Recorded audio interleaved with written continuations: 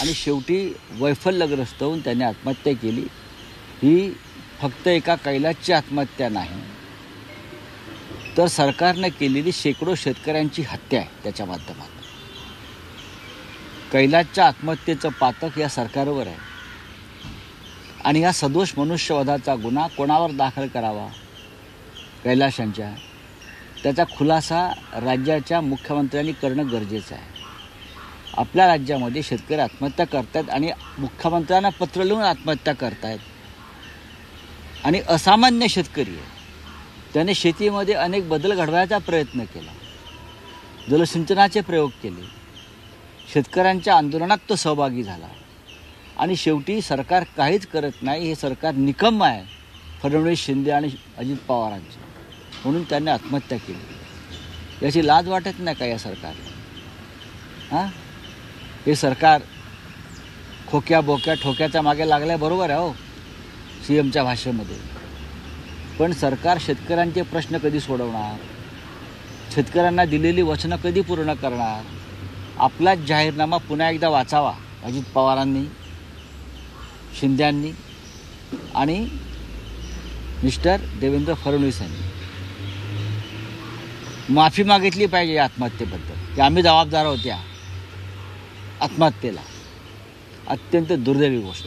पण राऊत साहेब, जो अर्थसंकल्प जाहीर झाला त्यात जी आश्वासनं विधानसभा निवडणुकीपूर्वी दिली होती त्यात काहीच आढळत नाहीये. अर्थसंकल्पात ज्यात शेतकऱ्यांच्या कर्जमाफीचा उल्लेख नाहीये, ज्यात लाडक्या बहिणींच्या रकमेला वाढवून देण्याबाबतीत काही तरतूद निवडणुकीपूर्वी दिलेली ही आश्वासन, जी उपमुख्यमंत्र्यांची संकल्पना होती त्याबद्दल काही उल्लेख नाही. निवडणुकीपूर्वी दिलेली वचनं होती मतांसाठी. महिलांची मते विकत घेण्यासाठी 1500 रुपयांचं दुकान लावलं आणि सरकार आल्यावरती 2100 रुपये करू सांगितलं, त्याचा उल्लेख नाही. 3 लाखापर्यंत कर्जमाफीचं वचन दिलं होतं जाहीरनाम्यात, त्याचा उल्लेख नाही. सरकारच्या अनेक योजना, शिवभोजन थाळीपासून त्या शिधापर्यंत, आनंदाच्या शिधापर्यंत सगळ्या योजना बंद केल्या. आणि वर शेतकरी आता आत्महत्या करतो, त्याच्यावरती आपल्याकडे कोणती उपाययोजना नाही. मग सरकार चालवत आहे कशाला? कशाकरता सरकार चालवतं? राज्यामध्ये सर्वत्र अराजक आणि कायद्याच्या दृष्टीनं हाहाकार माजलेला आहे. कोणाचा पायपूस कोणाच्या गळात नाही. आणि काल संपूर्ण सरकार आणि मंत्रिमंडळ रंग उधळण्यात दंग होतं. घराघरामध्ये शेतकऱ्यांचा आक्रोश होता, आत्महत्या झालेल्या आहेत आणि तुम्ही रंग फासता एकमेकांना. नाही, पण राऊत साहेब, विधानसभा निवडणुकीच्या भाषणात राज ठाकरेंनी असं म्हटलं होतं की लाडकी बहीण योजना ही जी आश्वासनं आहेत ती जर पूर्ण करू शकलं नाही सरकार, तर ती आपल्याला म्हणजे जी लाडकी बहीण योजना आहे ती लाच मानावी लागेल असं त्यांनी म्हटलं होतं. त्याने कशाला? आम्ही म्हटलं होतं. त्यांनी म्हटल्यावरच लाच असते का?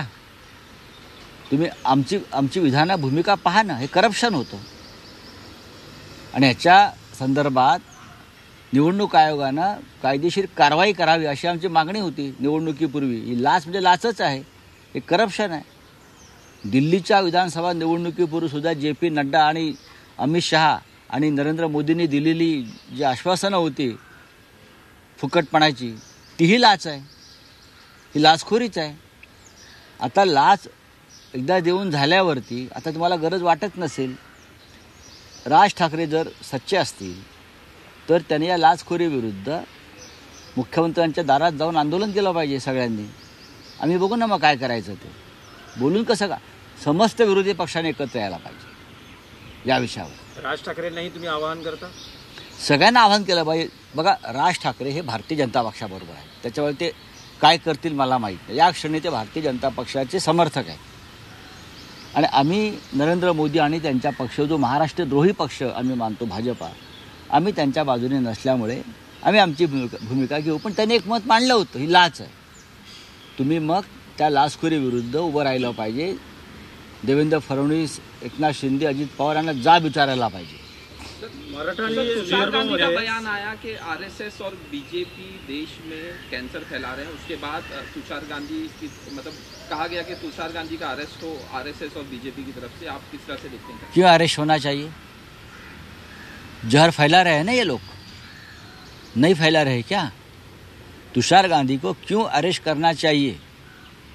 भारतीय जनता पार्टी और उनकी जो सिस्टर कंसर्न्स है वो हमारे देश में, हमारे समाज में जिस तरह का जहर फैला रहे हैं, देश तोड़ने की कोशिश हो रही है, उसके लिए जिम्मेदार कौन है? ये देश कभी ऐसा नहीं था, कभी नहीं था। आपने देखा होगा तो तुषार गांधी जो महात्मा गांधी के पड़पोते हैं, तो गांधी जूनियर गांधी ने एक बात कही है तुषार जी ने, तो उसमें अरेस्ट क्यों है? क्या इस देश में इमरजेंसी लगी है क्या? एक आदमी रखता है जो एक पढ़ा लिखा आदमी है, एक विचारधारा मानने वाला आदमी है, वो अपनी बात रखता है तो उनको अरेस्ट कर लो। राऊत साहेब, नाना पटोलेंनी एकनाथ शिंदे आणि अजित पवारांना ऑफर दिली आहे, तुम्ही आमच्याबरोबर या 2.5 वर्षासाठी मुख्यमंत्री पद देऊ. आता ह्याच्यावरती मी काय बोलू शकतो?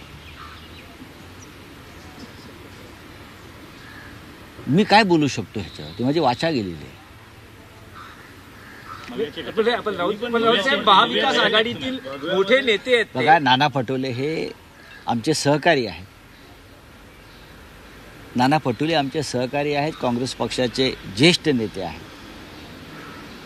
त्यांनी विधानसभेचं अध्यक्षपद सुद्धा भूषवलेलं आहे. राजकारणामध्ये काही अशक्य नसतं, एवढंच मी सांगू शकतो. 2019 साली उद्धव ठाकरे यांच्या नेतृत्वाखाली महाविकास आघाडीचं सरकार येईल असं कोणाला वाटलं होतं का?